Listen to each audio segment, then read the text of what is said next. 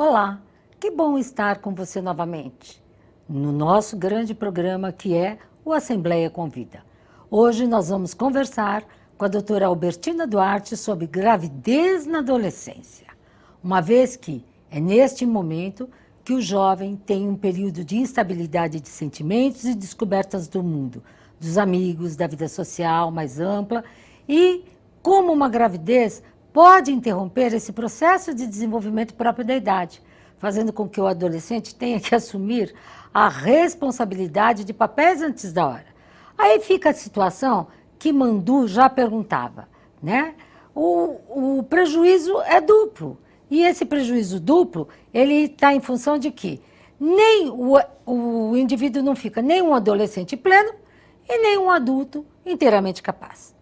Então, essas e outras questões serão discutidas com a doutora Albertina, que é especialista no assunto, é autora da tese Análise do Modelo de Atenção Integral à Saúde do Adolescente no Sistema Único do Estado de São Paulo. E ainda, para nossa maravilha, ela é ginecologista, é obstetra, é professora da Faculdade de Medicina da Universidade de São Paulo. E olha que bacana, ela é responsável pelo ambulatório de ginecologia e da adolescência do Hospital das Clínicas de São Paulo. Além do que, é a nossa grande coordenadora do Programa Estadual do Adolescente na Secretaria de Saúde do Estado de São Paulo. Bem, em 2005, a doutora Albertina foi uma das 52 brasileiras escolhida pelo movimento 1000 Mulheres pela Paz para concorrer ao Prêmio Nobel da Paz Coletivo. Em 2008, ela recebeu o prêmio de mulher mais influente na categoria Medicina e Saúde pela revista Cláudia, onde teve o maior índice de votação. Inclusive eu votei, viu, doutora Albertina? Tá? Então agora nós vamos fazer algumas perguntas. Doutora Albertina, seja bem-vinda. É um prazer imenso tê-la aqui conosco. E eu gostaria, assim, de, já para ir aquecendo, perguntar, assim, uma questãozinha. Adolescente, o período difícil da vida, né? Como que é esse período? O que ele compreende? Porque nós encontramos na literatura diversas definições. Um dá uma margem de idade, outra dá outra margem de idade. Uns são adolescentes mais jovens, outros são aborrecentes mais adultos. Então, assim, adolescente, quem é esse cara? Sara, primeiro, muito carinho por estar aqui com você. A Sara é da saúde e é muito difícil uma enfermeira tão responsável pela saúde e tão consciente do seu papel como é. Parabéns, Sara, eu te valorizo muito pelo seu trabalho, pelo dia a dia, pelo papel que uma enfermeira tem. Eu sempre digo que um hospital, um centro de saúde e a saúde pública não existe se não tiver uma enfermeira ao lado, trabalhando e vendo. Bem, na verdade, adolescer representa amadurecer. E amadurecer, a gente amadurece a vida inteira. Mas é preciso ter uma definição. Então, a Organização Mundial de Saúde define a adolescência como a segunda década da vida, de 10 a 20 anos. Então, nós teremos a adolescência inicial de 10 a 14, intermediária de 14 a 17 e a adolescência terminal, final, de 17 a 20. Mas o período que eu considero de 10 a 14 é um dos períodos mais difíceis. Por quê? Nós temos hoje no Brasil que o risco das causas externas, mortes por causas externas, aumentaram 347% nos últimos 30 anos. Nessa faixa de idade? De 10 a 20 anos. Então, as causas externas são homicídios, suicídios e acidentes, né? Então nós vamos ficar com poucas crianças, poucos jovens e muitos idosos que serão heróis da resistência. Que serão heróis da resistência. E metade dos casos, Sara, as casas de detenção hoje, nós sabemos que os presos metade dos presos estão entre 18 e 25 anos. Então nós temos hoje que é um período de vulnerabilidade. Quer dizer, na verdade, a adolescência devia ser um período de florescimento, amadurecendo, né? Mas é um período difícil, porque o adolescente perde o corpo, precisa aceitar o seu novo corpo. E hoje, como é que essa adolescente e esse adolescente gostam do corpo? Ninguém quer ter o corpo da mulher e do homem brasileiro. O corpo com a característica misturada, mestiça, com a nossa altura. Mas aí, nessa questão, eu gostaria de saber uma coisa que eu acho muito bacana e que eu acho que a senhora tem assim. Eu não acho, não, eu tenho certeza que a senhora convive com isso e tem plena condição de esclarecer aos nossos telespectadores uma questão que é assim, ó, no âmbito da vida do adolescente, quais são os principais problemas em relação à maturação sexual, aos conflitos familiares, atitudes e valores, que é justamente o que a senhora está entrando aí, né? Então, Sara, primeiro, o adolescente tem uma despedida do corpo de criança para ter o corpo adulto. Ele não gosta desse corpo, ele tem dificuldade em ter uma imagem positiva. A menina e o menino que tem uma imagem positiva dele negocia mal com o companheiro, com a companheira, negocia mal com a vida, negocia mal com as escolhas. E muitas vezes ele escolhe para se sentir aprovado. Então, uma menina, por exemplo, escolhe alguém que aprove, não alguém que merece ser escolhida. Então, perde o corpo, esse é o primeiro risco. Perde o mundo de criança. Então, o adolescente vive um mundo mágico e vai encarar o mundo adulto. Se ele não tiver uma sociedade, um coletivo que o diga, luta pela mudança desse mundo, você que é do movimento todo dessa mudança, você sabe quanto é importante para uma pessoa ter esse coletivo de esperança. Então, perdeu o mundo infantil, vai para o mundo adulto sozinho, ele se sente muito desamparado. E também esse adolescente entra em conflitos familiares, porque ele perde a visão dos pais infantis. Ele precisa ter uma vivência para gostar dos pais adultos. Mas nós temos uma sociedade que não valoriza, não é a família, a história das famílias. Quer dizer, um adolescente que não se orgulha do seu pai e da sua mãe, da sua história, dos seus avós, das suas descendências raciais. Sim. Então, meu pai é negro, minha mãe é negra, meu avô lutou, ou então, meu pai é um trabalhador, ele luta, as horas extras que ele faz é que me faz estudar. Nós não temos uma sociedade que valorize isso. Então, os conflitos familiares ficam muito em cima de que os pais, não é um conflito de gerações, é um conflito de interesses das gerações. Então, nós temos uma sociedade que precisa mudar a autoestima, quanto eu me valorizo, a autoestima coletiva, quanto que a minha imagem é a imagem do corpo do povo brasileiro. A minha imagem é a imagem de um mundo que eu quero mudar. E é os pais que eu valorizo a história e quero continuar que essa história seja melhor. Se a gente tiver isso, a gente vai ter uma adolescência diferente. E dentro dessa adolescência, com uma sociedade nossa assim, ela, ao mesmo tempo que ela se diz liberta de uma série de coisas, ela está aprisionada em uma série de outras coisas. Claro. Como que fica a liberdade sexual ou o início da vida sexual desse adolescente? Veja, hoje os adolescentes estão começando a vida sexual de 14 a 16 anos. 14 a 16. Tanto é verdade que no Brasil nós temos uma menina a cada 19 minutos que se torna mãe. Foram 28 mil meninas o ano passado que se tornaram mães. Então, se nós pensarmos, a vida sexual está começando mais cedo em todo o mundo. Mas não é precoce a idade, é precoce o vínculo. Um adolescente não tem vínculo com o risco, vínculo com o futuro. Então, essa adolescente sobra para a mulher. Um movimento de escravidão, hoje, para a mulher brasileira, é a gravidez na adolescência. A gravidez indesejada, não. A gravidez que não foi pensada. Então, ela é não intencional, né? Ela aconteceu por acaso. E se ela deseja, a pergunta é, uma menina de 14 anos, 15 anos, ela deseja por quê? Deseja porque não teve acesso à cultura, não teve acesso à educação, à saúde. Não é decisão, é falta de poder de decisão. E nessa falta de poder de decisão, vindo aí uma família não intencionada, a gravidez na adolescência é um problema de saúde pública ou é um problema social? Nós temos no Brasil dois problemas. Saúde pública, porque a saúde, a educação, a vida tem que trabalhar para que nós não podemos produzir 28 mil escravos todo ano. Quer dizer, pelo amor de Deus. Pelo amor de Deus. De 10 a 14, essa menina não tem condição de gerir. E temos 573 mil meninas. É uma cidade aqui. Quantos deputados são de cidades de 10 a 19 anos? 573 mil adolescentes por ano se tornam mães. Quem é que se torna mãe? É 55 por hora. Uma por minuto, praticamente. Doutora, só um minutinho. Elas pariram ou se tornaram mãe? Porque se tornar mãe é um negócio muito complicado. Se enxergar neste novo papel, porque o que eu tenho visto muito é o seguinte: eu tenho um filho e é a minha mãe que vai cuidar. Claro. Então, na verdade, a gravidez é uma coisa muito forte, por isso é um problema social, para ficar sozinha.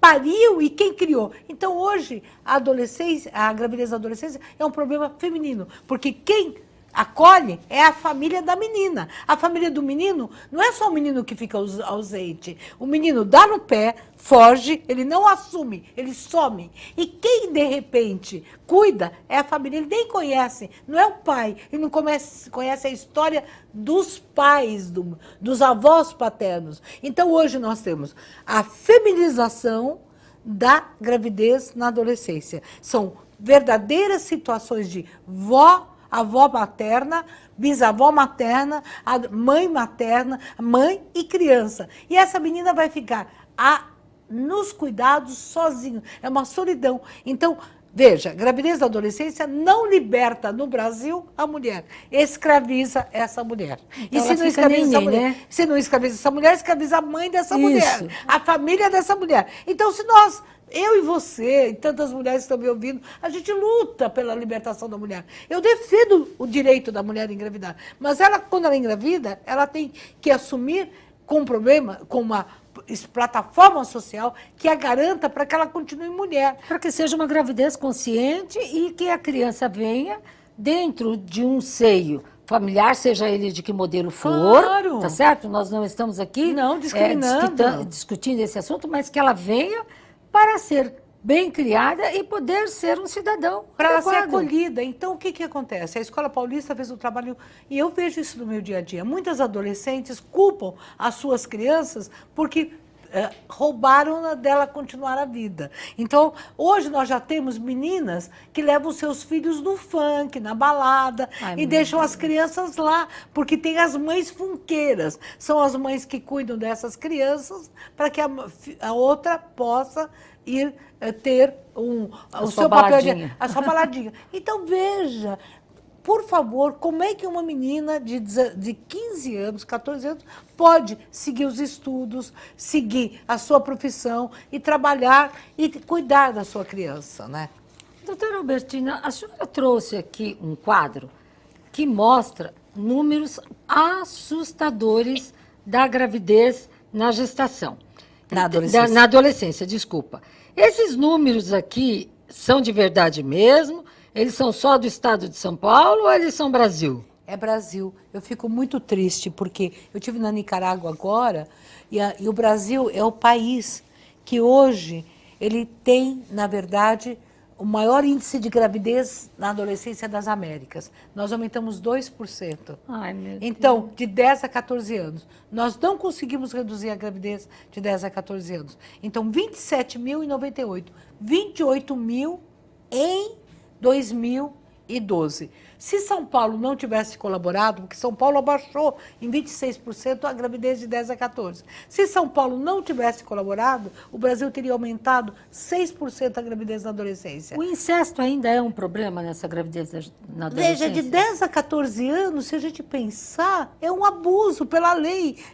Quer dizer, na verdade, assim, é estupro. Mas a menina consentiu 10 a 14 anos. Então, no Brasil, eu digo que o estupro tem nome e sobrenome, porque foi oficializado. O que uma menina de 11 anos tem poder de decisão? Eu já ouvi juiz falar, mas ela tem um corpo de mulher. Mas 10 a 14 anos... Ela tem um corpo de mulher com uma cabeça de menina. Com uma cabeça... Então, nós temos... É muito mais a questão da violência, que acaba não sendo discutido como violência, porque 10 a 14 anos engravidar. Então, veja, eu fico pensando assim, eu como ginecologista, como mãe, como avó, pensar que uma menina no Brasil, a cada 19 minutos, se torna mãe de 10 a 14 anos. Quer dizer, então a gente fala a Bolívia, o Paraguai, a Colômbia, o Peru tem índices melhores que o Brasil.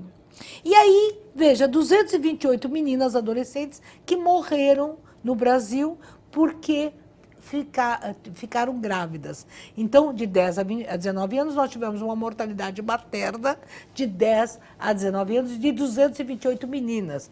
O Brasil não está conseguindo reduzir a mortalidade materna. Por quê? A nossa colaboração nós somos o 4º país para baixo. Nós somos ao lado de Madagascar, da África do Sul, do Iraque e da Guatemala. E a Índia? Não, melhor, nós estamos no 4º para baixo. Toda a violência que existe no mundo indiano, ainda nós estamos pior que eles. 4º para trás. E é muito sério, porque nós estamos gastando 10% do PIB em gravidez da adolescência. Por que esse 10% do PIB do Brasil? Aí você fala quanto? A China gasta 1%, Portugal gasta 2%, e a Argentina gasta 4% do PIB. Por que a gente gasta tanto? Porque essa adolescente sai da escola, porque tem gravidez problemática, porque teve que ficar internada, porque não é assim, engravida. 10 a 14 anos é risco, é uma gravidez de risco. Então, essa gravidez da menina que está jovem, dessa adolescente... Mais jovem, a precoce. A mais jovem. Eu já estou falando de 10 a 14, não estou falando ainda de 15 a 20. A 20, que de 15 a 20 a gente já está até se achando aceitando. que... 500 mil, eu não aceito, mas eu estou dizendo, me conformando. Na verdade, é assim, se assustando menos para poder dar conta. Isso. Se assustando menos, porque assim, a sua indignação continua a mesma. Continua Mas mesmo. assim, eu tenho que dosar a minha indignação para saber aonde eu foco a minha atenção. Então, se de 10 a 14 está altamente prejudicial, vamos melhorar isso para depois passarmos para de 15 a 19. Mas aí, assim, eu pergunto para a senhora, dentro dessa gestação da adolescente, eu tenho meninas que não estão com o seu corpo maduro para ser mães, e eu tenho bebês que muito provavelmente, numa condição social até ruim, vão nascer com prematuridade. Quais os benefícios, se é que existe algum, e malefícios da gestação nessa primeira parte da adolescência? Olha, de 10 a 14, nenhum benefício, porque essa adolescente pode ter risco. Eu sempre digo, eu prefiro fazer o parto de uma mulher com mais de 45 anos e faço, com muita felicidade. Todo mundo fala, 50 anos grávida. Muito melhor do que com menos de 15. Porque ela vai ter desnutrição, má formação, ela começa tarde o pré-natal. Então, o pré-natal dela é começado tarde. Então, o risco dela ter pressão alta, infecções urinárias, é muito grande. Mas isso quando a senhora consegue pegar uma menina dessa para o pré-natal, porque muitas delas vai descobrir a gravidez... No 5º mês, 6º mês. Então, veja, se a gente consegue, a gente gasta muito. Porque esse nenê, ela não consegue identificar as contrações, ela não dá uma nutrição adequada e os bebês nascem prematuros. E o pai e a mãe? Qual é o papel do pai e a mãe, tirando os outros, dentro dessa faixa aí? A mãe fica impactada e assustada. Então, eu sempre digo que a mãe, a nossa mulher brasileira, é uma sofredora. Porque o pai fala, eu não quero nem saber, a filha é sua. Ah, a filha dela. Né? Então, num primeiro momento, quem acolhe é a mãe. E o filho, amarrem as suas ovelhas, porque o meu bezerro está solto? Claro, eu já ouvi falar, teve um menino de 18 anos que engravidou. A namorada de 14, a irmã da namorada de 14, a amiga da namorada essa namorada e a inimiga da namorada. Era em série? Em série. Então, ele engravidou 4 meninas. E sabe o que a mãe falou? Meu filho só tem 18 anos. Essas meninas são umas mulheres, são umas sem vergonhas. Então, o papel da mãe, a da avó materna, é muito importante. Então, sobra só para a mãe. A mãe, às vezes, se assusta, porque a menina não conhece do corpo, fica esperando a menstruação, ela menstruou com 12, às vezes, a minha menstruação vai vir. Ela está magrinha, ela não sabe se alimentar e nasce uma criança prematura. Se para uma mulher de 30 anos... Cuidar de uma criança prematura. Você, enfermeira, você sabe a grande dificuldade, como é que é trocar, como é que é amamentar, como é que é alimentar. Imagina uma adolescente com 12, 14 anos amamentando uma criança, né? Ela esquece, ela perde o tempo, ela vê. Então, a mortalidade infantil no Brasil, ela diminuiria se a gravidez na adolescência baixasse. E como nós faríamos, assim, quais os programas que existem, qual a situação que nós poderíamos, no nível social, político, econômico e até do potencial humano, o que daria para nós, enquanto sociedade, nós mulheres, porque no final das contas isso está acabando só da nossa conversa aqui, está recaindo sobre a mulher. Sobre a o mulher. que nós poderíamos fazer, o que dá para aqui nós...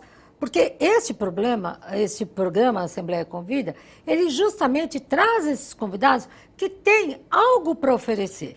Eu sempre digo que esse é um programa de assistência à saúde pública e de esclarecimento à população. O que nós poderíamos fazer para que isso diminuísse pelo menos um pouco? A começar assim, da orientação precoce. Então, uma coisa é tirar o preconceito. O preconceito é que... Qual é o preconceito? É dizer que falar de sexo estimula a sexualidade.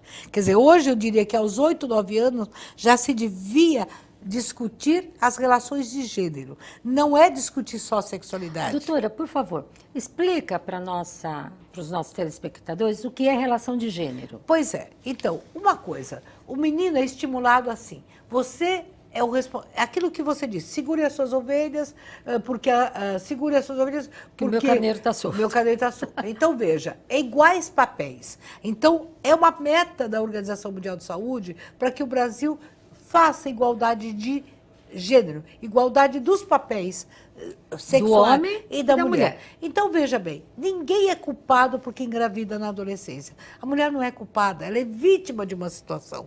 E uma criança abandonada são as sementes dos dois lados. As sementes femininas, do lado feminino e do lado masculino. São seres brasileiros que são criados sozinhos. Nós podemos, então, dizer que a ignorância é um dos grandes problemas para essa situação. É achar que falar de sexualidade, por exemplo, falar de violência não estimula a violência. Falar de assalto, falar de sequestro é uma forma de prevenção. Então, falar de sexualidade, ninguém fica estimulada.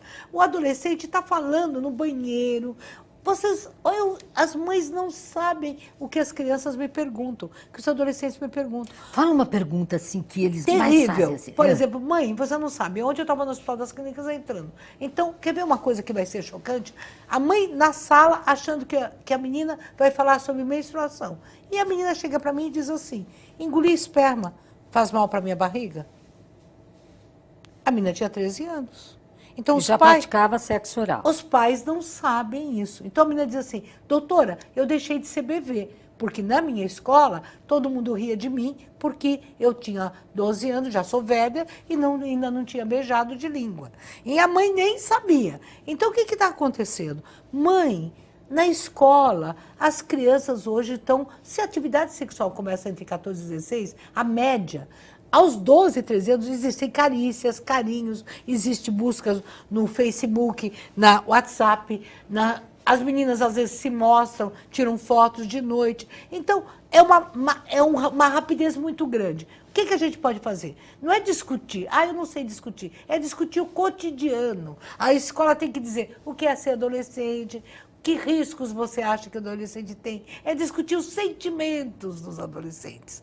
A mãe não precisa ser uma enciclopédia. Eu sempre digo, não precisa falar, usa camisinha, não precisa ficar neurótico. É dizer, use a camisa da solidariedade, do afeto. É discutir o dia a dia. É usar o tempo livre. Muitos programas coletivos. É o pai indo com os filhos no jogo de futebol. É a mãe e o pai indo no parque, aqui, nos parques da vida. Quer dizer, isso vai fazer vínculos. E a escola... fazer trabalhos coletivos também. Doutora Albertina, olha, tá fantástico que nós estamos conversando, mas eu preciso agora dar... Não, nós temos assim que dar uma quebradinha aqui para que venham algumas outras informações de interesse público e nós voltaremos daqui um pouquinho para falar sobre autocuidado. Então, olha, você vai lá, bebe uma aguinha e volta rapidinho, porque o nosso papo ainda vai render. Um beijinho, mas eu te espero na volta.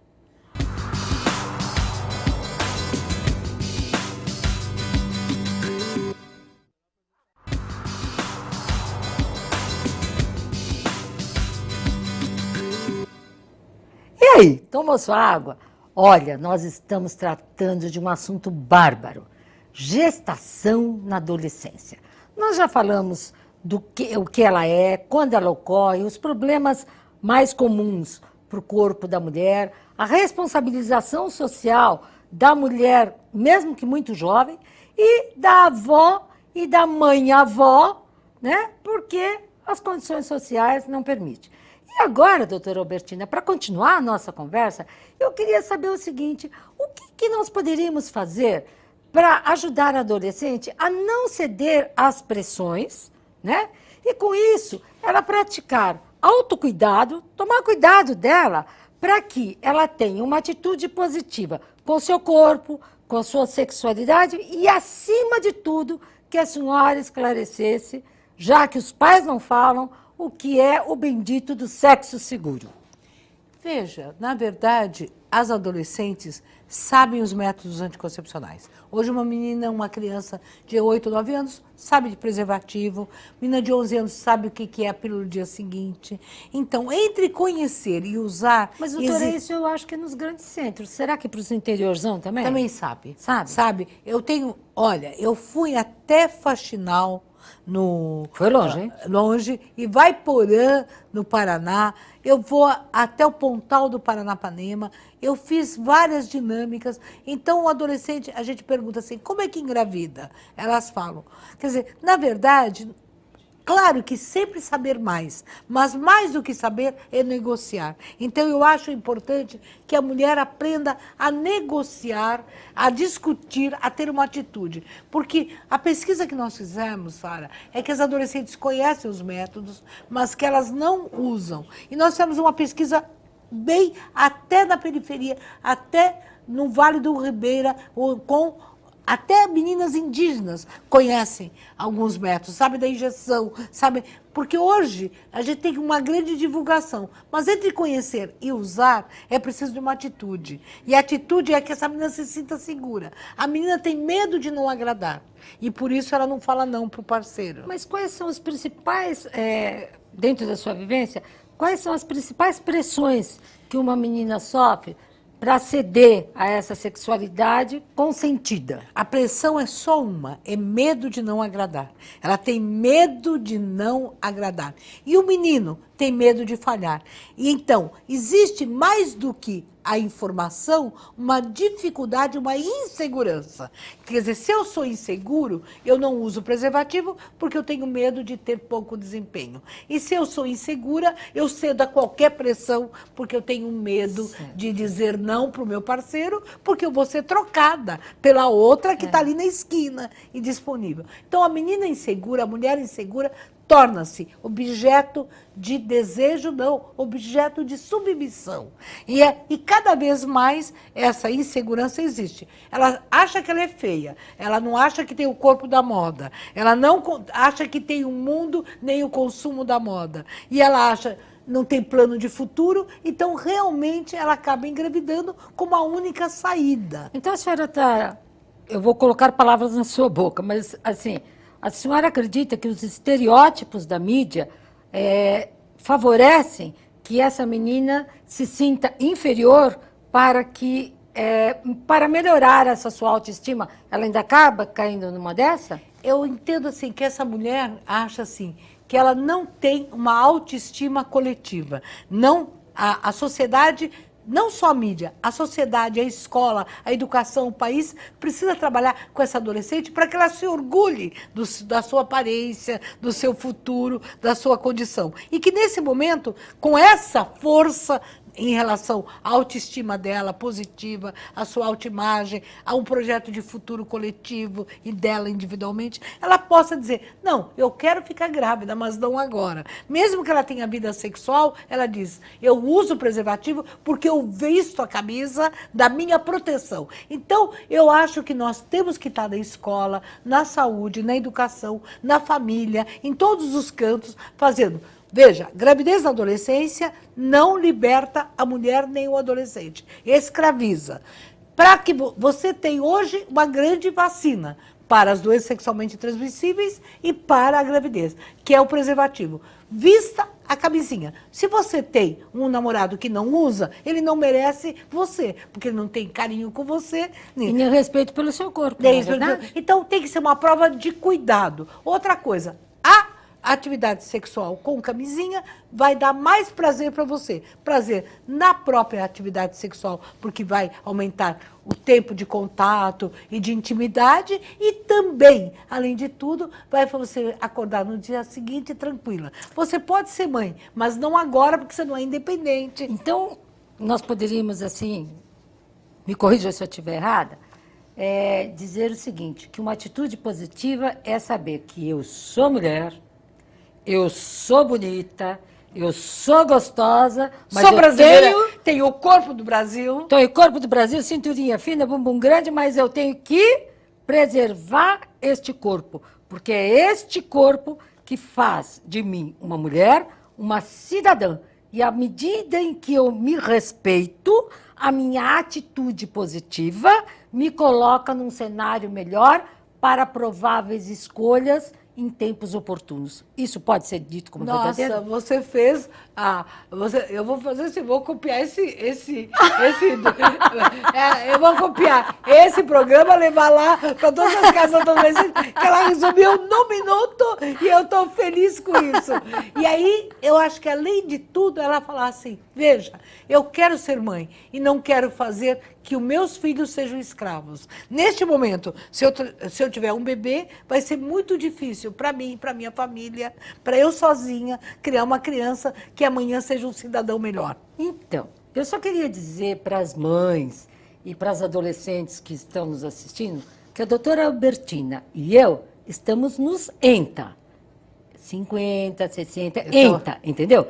E assim, esse corpinho que a gravidade derrubou, mas ainda não foi muito, foi justamente porque a gente se respeitou, a gente se cuidou e não necessariamente tivemos uma vida sexual ativa mais jovem ou mais tardiamente. Não necessariamente, mas a gente soube que o nosso corpo é o nosso maior patrimônio. O nosso corpo é tudo que nós temos. Porque você pode ganhar fama, você pode ganhar beleza, você pode ser a bonitinha, mas saiba de uma coisa, isso é efêmero, passa rapidinho e você vai ter que arcar. Na hora de dividir, é tudo muito legal, mas na hora de sofrer, você arca sozinha com as consequências. É ou não é, doutora Albertina? E uma menina de 15 anos que engravida, ela vai rapidamente ter um aumento de peso. Esse corpo vai ter muita dificuldade, porque de 10 a 14 ela está preparando o corpo. E, de repente, ela engorda, ela engravida. Então, ela já aos 16 se sente diferente do corpo das outras amigas. Né? Uma menina de 15 anos que engravida nunca é convidada para a festa de 15 anos de ninguém. Porque as mães não aceitam. E, na verdade, mas era no passado. Bom, no passado, a avó que ficou grávida com 15 anos, ela tinha um avô do lado. Porque qualquer mulher antigamente com 30 anos que engravidasse solteira era discriminada. Hoje, essa menina adolescente que engravida, ela é discriminada porque ela está sozinha. E porque hoje os pais entenderam que não a obrigam a ficar com alguém. Mas esse alguém que não fica ex-pai, porque não tem ex-filho. Ex-filho, não. Mas esse pai, se ele é muito mais velho, ele transforma essa menina numa dominada. E se ele tem a mesma idade, ele é jovem, ele é poupado e vai embora. Então, ela vai ficar sozinha. Então, eu queria que a sociedade, as novelas, o dia a dia contassem o dia seguinte. Porque nós não temos uma novela que conte que aquela adolescente que engravidou foi abandonada na própria gravidez. Eu tenho esse dia a dia, eu conheço esse dia a dia. A menina que engravidou, depois de 2 anos, ela nunca mais nem vê o pai da criança. Mas é que assim, na gravidez, durante o ato de engravidar, eu estou junto. Na gravidez, na maioria das vezes, eu estou só. Está só, e depois ela vai para o hospital, vai para o hospital sozinha. E ainda essa menina de 10 a 14 que engravida, volta a engravidar na adolescência. Porque ela não tem força para... Ela não aprende a lição. Ela fica mais insegura. Mas eu tinha uma ideia diferente. Porque na maioria das vezes eu tenho visto o seguinte, é uma pressa para começar a vida sexual, é uma pressa para engravidar, arruma primeiro, eu não sei se é tão traumatizante cuidar de fralda, dar comida, carregar, fazer isso, fazer aquilo, que dá um tempo. Né? Isso dá para poucas que as famílias conseguem. Porque 47... Olha só o que a senhora falou. Para poucas famílias, Para não poucas- são adolescentes. Para poucas famílias que atendem e acolhem.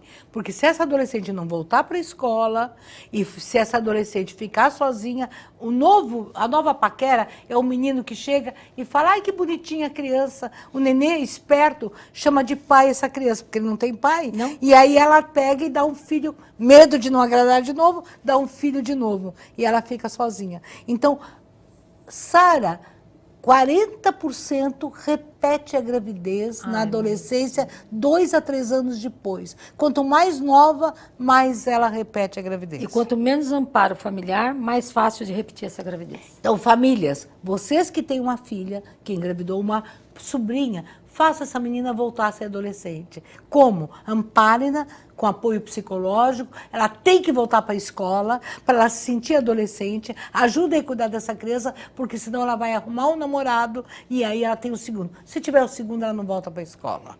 E nós temos hoje um grande problema social, que é a questão... A senhora viu que esses dias na mídia, um nobre colega disse que a outra nem merecia ser estuprada. Aquilo assim foi motivo Olha, de asco. eu tô arrepiada, porque desses 40 anos, eu acho que foi uma das grandes frases de horror que eu vi. Não, esse cara é um terrorista. Em relação à mulher. Eu nunca lembro de ter... Eu lembro de algumas frases, mas essa frase, ela foi violenta contra a mulher. Então, mas se a senhora colocar que nós estávamos num ambiente dos mais seletos e isso surgiu, como fica a situação das pessoas desprovidas de uma série de recursos e que são vítimas de estupro e ficam grávidas? Como que a gente poderia fazer uma ação social? Ou sei lá, a senhora que tem tanta experiência, ajuda a gente a enxergar uma luz. Eu tenho uma adolescente que essa, para mim, é uma história. Estou fazendo uma pesquisa que vai ser um livro que eu quero lançar aqui na Assembleia depois. É um livro da Mulheres Sem Histórias. 100, com 100 de C e com C. São as histórias das mulheres portuguesas, de Portugal, e as do Brasil. A gente vai fazer uma conexão com a Faculdade de Coimbra, que eu sou uma professora convidada da Faculdade de Coimbra, que eu sou portuguesa, então, uma forma de resgatar. E a ideia que a gente vê, nós temos uma história que vai para esse livro, que é uma menina que ela foi abusada sexualmente, não deu tempo, as autoridades não fizeram o aborto previsto em lei, né? E aí a família não deixou que ela abortasse e ela engravidou. E ela hoje não olha para a criança. É uma tristeza, Sara. A criança chega, a mãe, a avó na frente com essa criança e a menina ela atrás. Ela não olha a criança. E a criança chora, e ela tá lá no ambulatório, vendo o controle. E essa mãe. E a menina, outro dia, disse para mim assim, Albertina, você acha que eu posso fazer psicologia? Algum dia, ela tem 18 anos hoje, porque a criança tem 4. Ela foi abusada aos 14 anos. E essa história, ela fala, todo mundo diz que eu sou horrível, mas eu não consigo olhar para esse neném, porque ele tem a cara do abusador. Gente, isso todo dia a gente ouve. Então, veja, nós temos que hoje, gravidez de 10 a 14 anos tem que ser uma meta. Nós não podemos ter 28 mil, nem ter uma a cada 19 minutos. Eu acho fácil, criar espaços públicos de atendimento aos adolescentes. Doutora. Dentro do SUS. Posso dizer uma coisa para a senhora? Claro. Eu vou agora, aqui ó, olha aqui para mim. Eu quero explicar para vocês uma mandinga. Chega de manhã no espelho e fala assim, espelho, espelho meu, há mulher no mundo mais bonita do que eu. Não espere ele responder.